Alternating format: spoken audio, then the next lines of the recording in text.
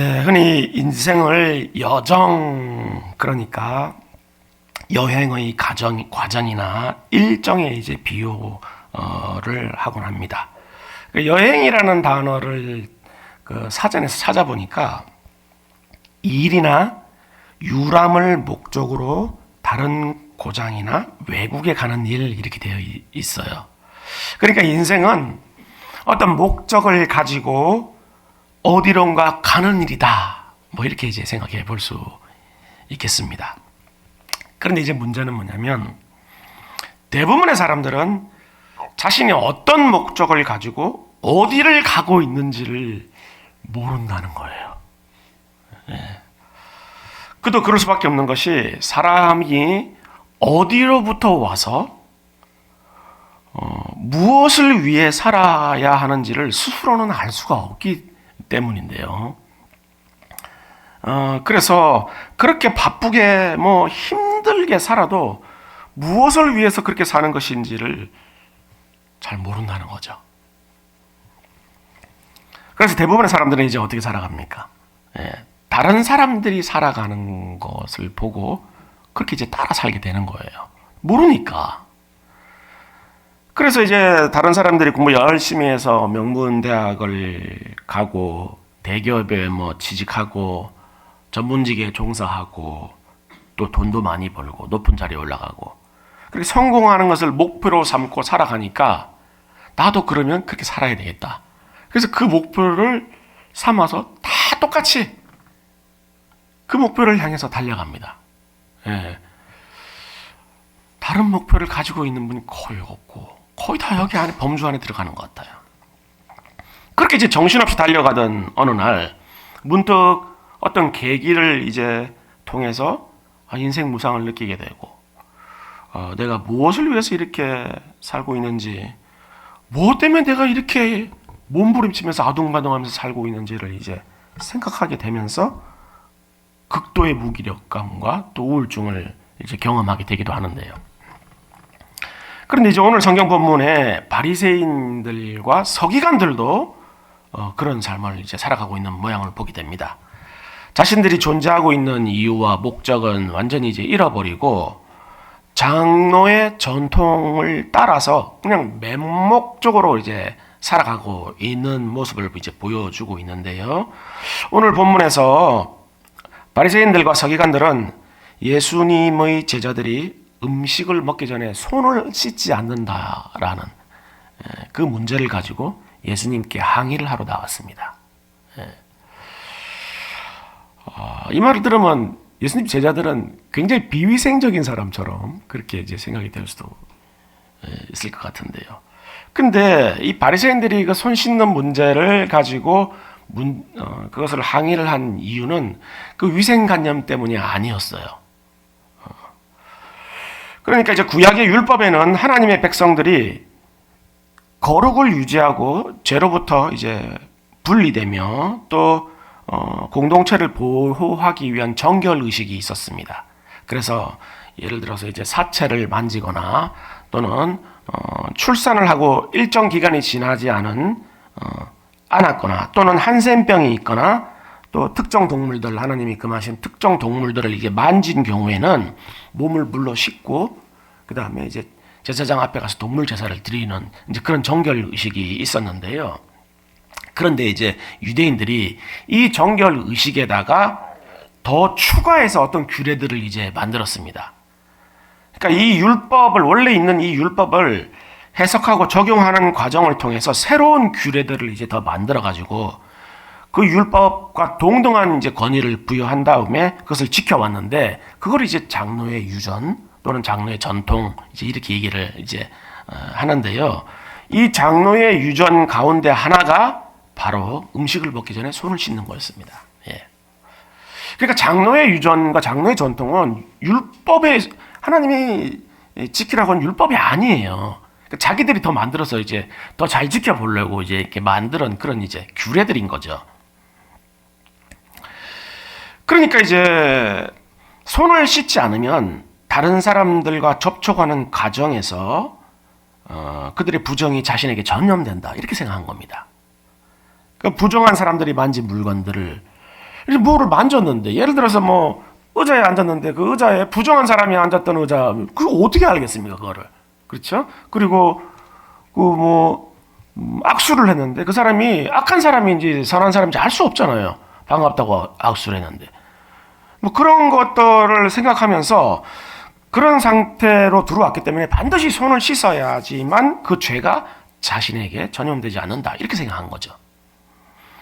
그래서 그들은 예수님에게 와가지고 왜 당신의 제자들은 이런 장로들의 전통을 지키지 않는 것입니까? 이렇게 따지러 온 것이죠. 그러자 이제 예수님은 오히려 그렇게 하는 것이 하나님의 계명을 범하는 것이다, 오늘 지금 이렇게 대답을 하시는데요.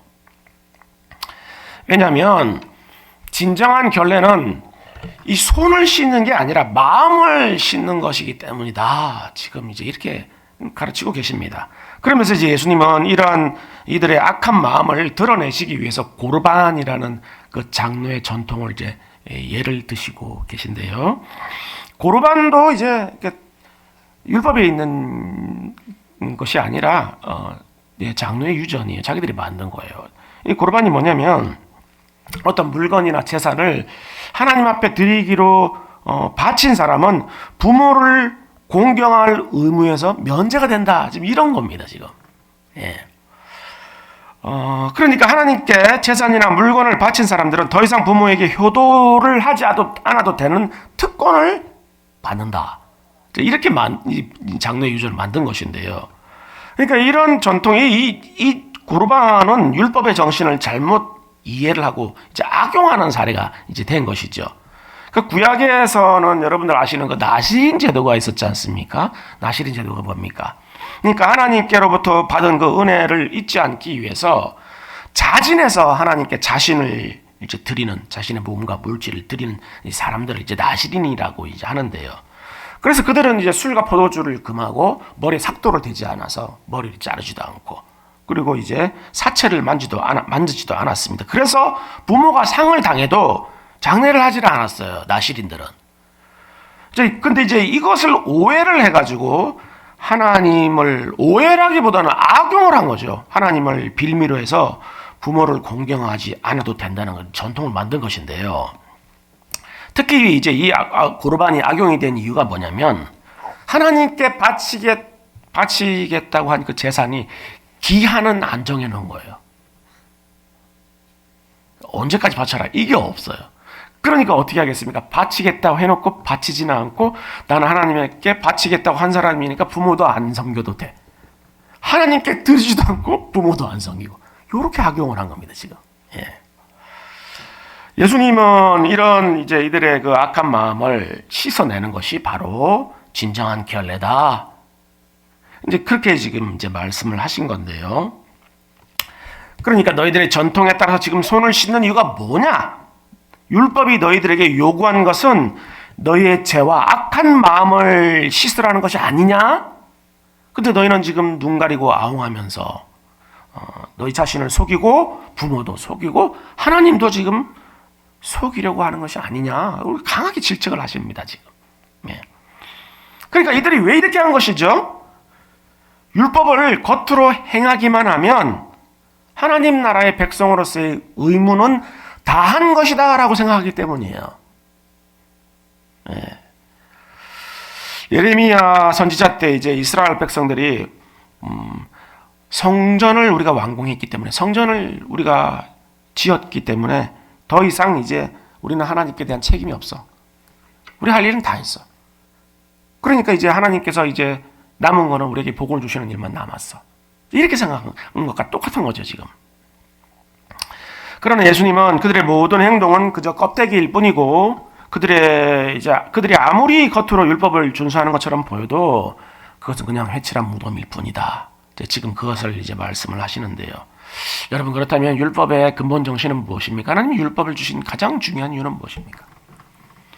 선생님, 율법 중에서 어느 계명이 가장 크니까? 예수께서 이르시되 내 마음을 다하고 목숨을 다하고 뜻을 다하여 주 너의 하나님을 사랑하라.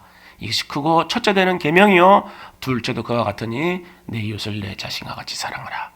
이 두 계명이 온 율법, 그러니까 온 율법의 중심이고, 선지자들이 가르치는 내용이 이거라는 겁니다, 지금. 그러니까 뭡니까? 설교자들이 설교하는 주제가 이거라는 거예요. 선지자의 강령인 설교자들의 주제가. 그러니까 율법은 하나님과 이웃을 사랑하라고 주신 것인데 그것을 모르고 율법을 그냥 문자 그대로 그거 행하는 것만으로 자신은 하나님의 백성이라는 것이 증명되지 않는다는 겁니다. 그러므로 하나님의 자녀가 되고 그 나라의 백성이 됨으로 구원을 받은 신앙을 소유했다는 것은 우리가 어떻게 알 수 있을까요? 그래, 하나님을 사랑하고 이웃과 형제를 사랑하는 것을 통해서 우리가 하나님의 자녀가 되었다는 것을 확신할 수 있다는 겁니다. 1912년도에 타이타닉 사건, 여러분 잘 아시는 타이타닉 사건. 그때 배가 침몰했을 때 2224명이 타고 있었는데 706명만 구조되었어요. 이제 구명 보트가 너무 턱없이 모자라가지고 이 배는 절대 침몰하지 않을 배다. 최신형 최첨단의 배다. 그래서 구명보트 사람들 더 실기 위해서 구명보트를 좀 모자라게 실었다. 이제 그런 얘기도 이제 있는데요. 그래서 구명보트가 모자라니까 어린아이부터 이제 여자들부터 먼저 태우고 남자들은 거의 이제 뭐 그냥 물에 둥둥 떠 있다가 북대서양 바다가 너무 차가우니까 그냥 저체온증으로 빠른 시간에 다 이렇게 생명을 잃었습니다. 그런데 그렇게 기적적으로 구명보트에 오를 수가 있어서 목숨을 건진 사람이 구명보트 위에서 무슨 생각을 했을까요, 여러분? 만약에 여러분들이 지금 구명보트에 기적적으로 탈 수 있었어요. 근데 보니까 밑에 다 사람들이 물에 둥둥 떠있어 다 얼어 죽어 가고 있어. 근데 여러분은 무슨 생각이 드셨을 것 같습니까? 야, 보트가 너무 좁네. 사람 너무 많이 탔네. 그런 생각을 혹시 하실 분 계십니까, 혹시? 불편하네, 너무. 춥다. 뭐 좀 외도 좀 없냐? 그런 생각 하실 분 계십니까? 아니면, 야, 아침을 못 먹어가지고 지금 배가 고픈데 먹을 거 없나, 여기는? 그런 생각 하실 분 계십니까, 혹시? 없죠. 무슨 생각이 들까요? 한 사람이라도 더 이거 어떻게 구해야 되는 그 지금 물에서 얼어 죽어가고 있는 사람들 보고 한 사람이라도 더 어떻게 구할지 못할까 해서 발을 동동 구르고 있지 않겠습니까? 그렇죠? 예. 그렇습니다. 그러니까 이것이 영원한 사망을 향해 달려가고 있는 이 세상에서 건짐을 받은 사람이라면 마땅히 행해야 되는 행동인 거죠. 예. 춥고 배고프다라는 불평과 원망은 보트에 타고 있는 사람이 할 원망이야 불평이 아니라 춥고 배고프고 이런 건 지금 밑에 물 속에 있는 사람이 해야 될 말이잖아요. 원망이고 불평이잖아요. 보트에서 건짐 받은 사람은 그런 생각을 할 그게 없어요. 사람만 보이는 거지. 그러니까 오늘 본문을 통해서 예수님이 우리에게 주시는 말씀이 무엇입니까? 그러니까 우리가 예배드리고 기도하고 말씀 보고 헌금하고 봉사하고 이러는 것으로 우리가 하나님께 해야 될 의무를 다했다라고 생각하면 안 된다는 겁니다. 예. 그러니까 신앙의 외적인 모습을 행하는 것으로 우리가 하나님의 자녀이자 그 나라의 백성이라는 것을 증명하려고 해서는 안 된다는 거죠. 우리의 삶 속에 반드시 하나님을 사랑하고 이웃을 사랑하는 모습이 드러나야 된다는 겁니다. 왜요? 우리는 보트 위에 타고 있으니까. 하라 마라 할 것도 없는 거 당연히 그렇게 되는 거죠.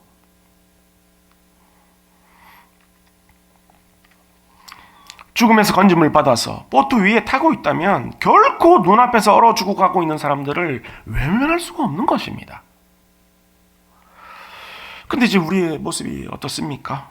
우리가 건짐을 받아서 구원의 배에 오르게 된 것은 우리가 무엇을 잘해서도 아니고 정말 우리가 뭐 잘나서도 다른 사람들보다 잘나서도 아니고 뭐 더 특별하게 하나님께 잘해서도 아니고 온전히 하나님의 은혜인데 그걸 모른다는 겁니다. 그걸 깨닫지 못하는 거예요.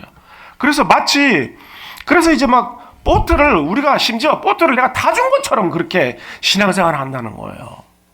배 많이 있는데 아유 불편하지만 내가 타줄게요. 그래서 예배도 그냥 억지로라도 나와서 드려줄게요. 우리 마음이 그렇다는 거예요. 그래서 그냥 늘 춥다 배고프다 모자란다 힘들다 그냥 불평불만이 끊이질 않는 거죠.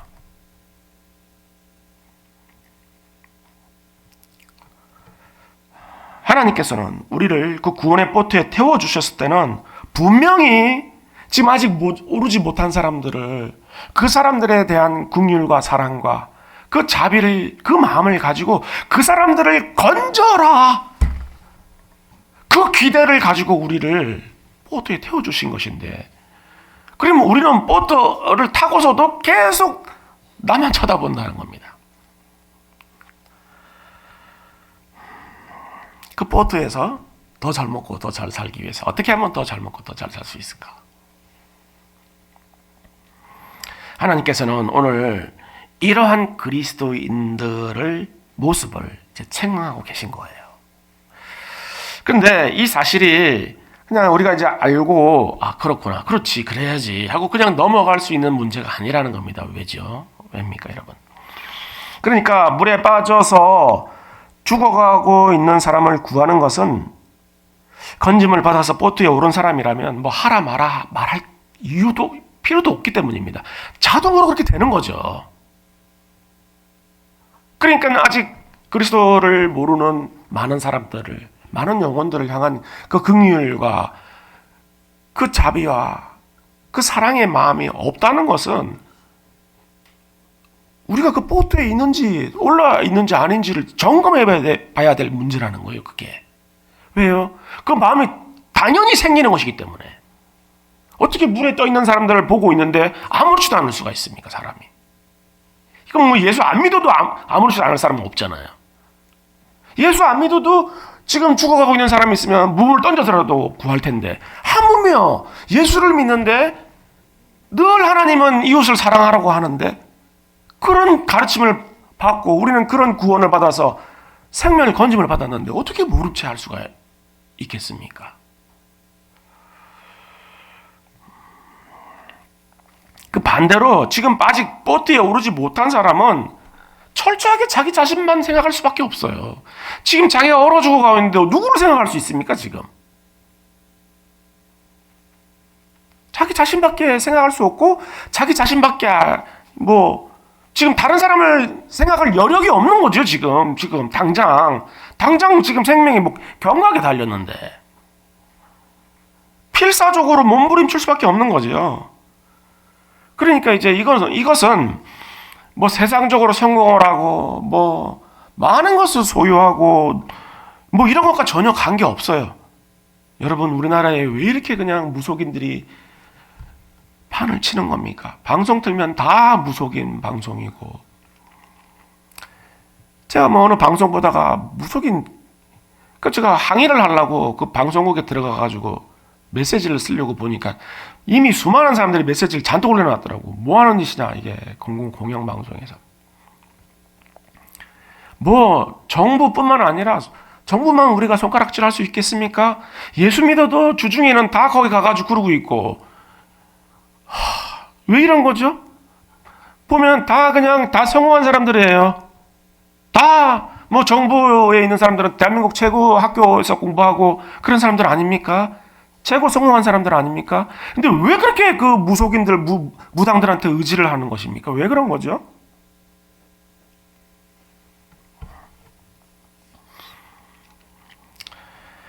스스로를 구원할 방법이 없으니까 물에 빠져 있는데 지푸라기라도 잡는 심정인 거예요. 그래서 무당한테 가면 어떻게 살 방법을 알려줄까? 그래가지고 그러고 있는 거죠 지금.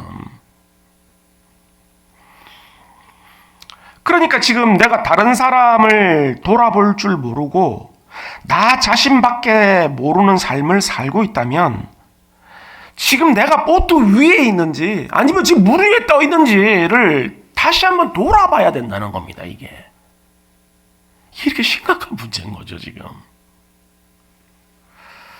그렇기 때문에 우리가 십자가로 인해서 제사함을 받고 구원을 받았다면 이제 구원의 보트에 올라탄 것이기 때문에 마땅히 다른 사람을 살리는 일에 발벗고 나서야 한다는 겁니다. 나서야가 아니라 나서게 된다는 겁니다. 물에 빠져 죽어가고 있는 사람들 보면서 야, 이 마음에 안 든다. 이 성질이 더러운 놈들은 난 안 구해줄래. 못됐게 생겼네. 아니 전번에 나한테 막 화내고 승질냈잖아. 그렇게 판단하고 있을 시간이 없어요. 건지고 봐야죠. 건지고. 여러분 이 말씀을 오해하셔서는 안 돼요.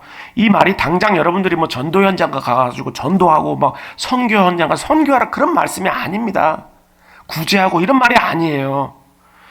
우리가 만나는 모든 사람들을 그리스도의 심장을 품고 긍휼히 여기고 사랑해야 된다 그 말인 거예요. 사랑으로 대해야 된다 이 말인 겁니다.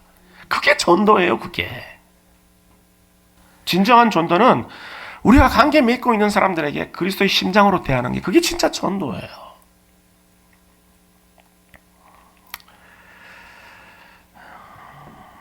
그렇게 우리 삶 가운데 그리스도를 드러내는 것이야말로 우리가 구원을 받은 가장 확실한 증거이자 표가 되는 것인데요. 그리고 이것이야말로 하나님께서 구원받은 하나님의 백성들에게 기대하시는 바인 것입니다. 하나님 그걸 기대하시죠. 당연히. 그러므로 하나님의 은혜를 입은 하나님의 자녀이자 하나님 나라의 백성이라면 마땅히 이러한 하나님의 뜻에 순종하면서 살아야 하는 것이죠. 우리나라의 그 직문즉답으로 아주 유명하신 그 스님 한 분 계세요. 법륜 스님이라고. 뭔가 이제 문제가 있어서 물어보면 얼마나 시원시원하게 대답을 해주시는지 몰라요. 예를 들어가지고 어떤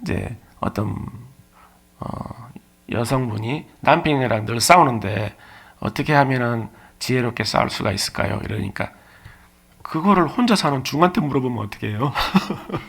그거는 지금 저한테 얘기해 주셔야지 제 보고 물어보면 어떻게? 뭐 이렇게 재치 있게 이렇게 답을 해주시는 거예요.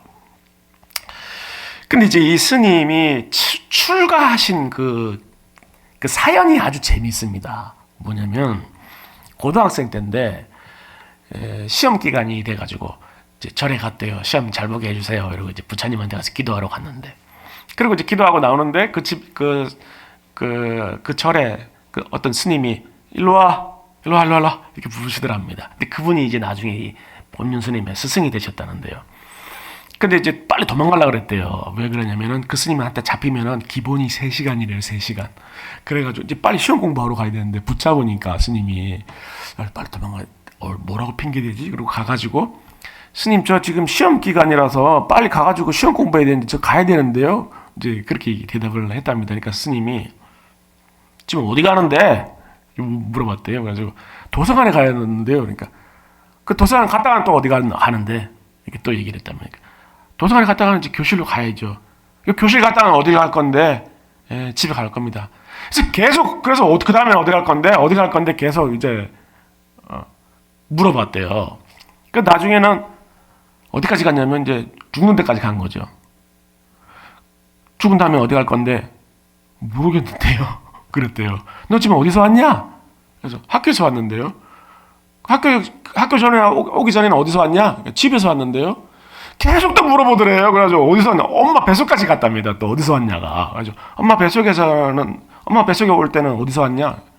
모르겠는데요. 그 스님이 뭐라 그랬냐면 예끼 이놈아, 어디서 왔는지 어디서 와가지고 어디로 가는지도 모르는 놈이 뭐 바쁘게 그렇게 바빠? 그랬대요. 그러니까 어디서 와가지고 어디로 가는지도 모르는데 왜 쓸데없이 바쁘다는 거죠 지금. 그 얘기를 딱 듣는 순간 망치로 자기 머리를 한 대 얻어맞은 것 같은 충격을 받았답니다. 그래가지고 그 길로 바로 출가를 했다는 거예요. 지금 이 얘기가 뭡니까 여러분? 그러면서 이제 지금 이제 그 인터뷰를 했던 그 스님이 뭐라고 그래서 물어봤어요. 그럼 스님 지금 찾으셨습니까? 어디서 와서 어디로 가는지 아직도 모른다는 겁니다. 어디서 와서 어디로 가는지를 아직도 모른다는 거예요. 그러면 제가 여러분들에게 한번 물어보겠습니다. 여러분들은 어디에서 와서 어디로 가고 계십니까? 여러분들 다 바쁘시잖아요. 어디에서 와서 어디로 가고 계십니까? 이 질문에 대한 답을 할 수 없다면 마치 태평양 위에 한가운데서 목적지도 모르는 채 열심히 노를 젓고 있는 형국과 다를 바 없다는 겁니다. 우리 인생이. 막 젓고 있어. 배를 열심히 살아. 태평양 한가운데서 어디로 가는지도 몰라. 젓고 있는데. 오늘 제가 이 심오하고 본질적인 인생의 문제에 대한 답을 여러분들에게 보여드리도록 하겠습니다. 만물이 주에게서 나오고 주로 말미암고 주에게로 돌아감이라. 그에게 영광이 세세히 있을지어다. 그 어느 분이 그 법륜 스님하고 연락되시면 평생 풀지 못한 숙제 다 알려드렸으니까 저한테 밥 한 끼 사시라고 좀 전해주시면 감사하겠습니다. 그렇습니다. 모든 인생을 포함한 만물은 하나님께로부터 와서 하나님께로 말미암아 존재하다가 하나님께로 돌아가는 것입니다.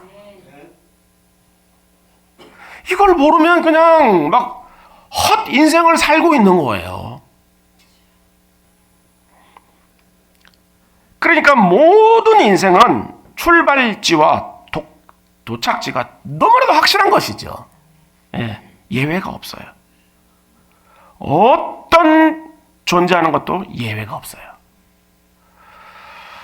자, 그렇다면 우리가 이 사실을 알았다면 자연스럽게 우리가 무엇을 위해서 살아야 되는지, 어떻게 살아야 되는지가 쉽게 결론이 납니다. 어디로 가기 때문에요? 하나님께로 가니까. 그냥 너무나도 자명해지는 거예요.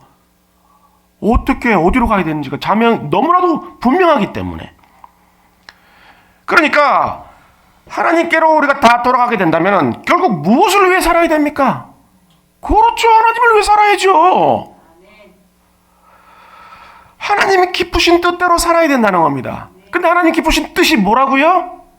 그거예요. 하나님 사랑하고 이웃을 사랑하라는 거예요. 구원의 방주에 오르지 못한 사람들은 자신을 위해서 살 수밖에 없지만, 왜요? 자기 생명을 구하려고 하니까. 구원의 방주에 오른 사람들은 이제 자신을 위해 살지 않고 다른 사람들을 위해서 살 수가 있는 겁니다. 그 특권이 주어진 거예요. 다른 사람들을 보트 위로 건져 올릴 수 있는 특권이 주어진 거죠.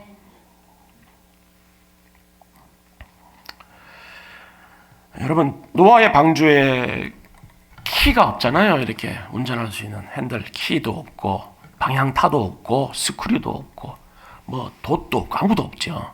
그게 뭘 의미할까요, 여러분? 하나님께서 철저하게 인도하시겠다는 겁니다. 가는 방향도 속도도 어디에 도착지도 모든 여정을 하나님께서 철저하게 주관하시겠다는 거예요. 우리는 그 구원의 방주에 올라탄 것입니다. 방주에 올라가 있으면 그래서 그런 것들이 없으니까 두렵습니까? 비바람이 치고 폭풍우가 불면 두렵습니까? 오히려 더 안심해요. 왜요? 철저하게 하나님께서 인도하고 계신다는 사실을 믿기 때문이죠. 오히려 그런 것들이 있으면 네가 잘해야 돼. 그런 의미로 생각되지 않겠습니까? 네가 운전 잘해야 돼. 네가 그 똑바로 바람 잘 피하고 폭풍 피하고 그런 의미로 생각되지 않겠어요? 오히려 그게 없으니까 하나님께서 철저히 책임지신다는 거구나. 하나님께서 인도하시겠다는 거구나. 그걸 다 확신이 쓰는 거잖아요. 속도도 방향도 목적지도 철저히 하나님께서 주관하셔서 마침내 그 목적지인 천성으로 하나님이 반드시 인도하시겠다는 의미인 것입니다. 그게. 그렇기 때문에 우리 인생에 때로는 모진 비바람이 치고 감당이 안 될 것 같은 폭풍 구름이 몰려와도, 그런 태풍이 몰아쳐도 우리는 그 방주 안에서 지극히 큰 평강을 누릴 수 있는 거예요. 근데 그것이 우리만 누리라고 주신 것일까요? 아니요. 물 밖에 있는 사람들, 그 영혼들을 사랑하고 그 영혼들을 하나님께로 인도하라고 그런 특권을 주신 거죠. 그렇게 우리는 날마다 하나님께로 나가고 있는 것입니다. 그러므로 오늘 우리는 이 땅에서 무엇을 위해서 어떻게 살고 있는지를 다시 한번 돌아보아야 하겠습니다. 자, 지금 여러분들은 보트 위에 올라서 다른 사람들을 살리는 삶을 살고 계십니까? 혹시 아직도 보트에 오르지 못하고 자신만을 위해 살고 있지는 않으십니까? 만약에 그렇다면 여러분 두려워하지 마시고 하나님 앞에 구하십시오. 예, 하나님은 그 은혜를 구하는 그 기도를 기뻐하시고 그 기도를 물리치지 않으시는 분이에요. 그걸 기다리고 계시는 거예요. 여러분들이 그 은혜를 달라고 간절히 기도하실 때 하나님께서는 반드시 응답해 주실 것이고 구원의 방주에 오르게 하실 것입니다. 그리고 이 땅에서 하나님과 이웃을 사랑하는 삶을 살 수 있도록 인도하실 것이고 결국 마지막 목적지인 우리의 본향으로 들어가게 하실 것입니다. 하나님께서 이 일을 위해서 아들 예수 그리스도를 이 땅에 보내주셨고 그렇게 그리스도가 달리셨던 십자가를, 그 나무 십자가를 이제 우리를 구원하는 방주의 목재로 사용하신 겁니다.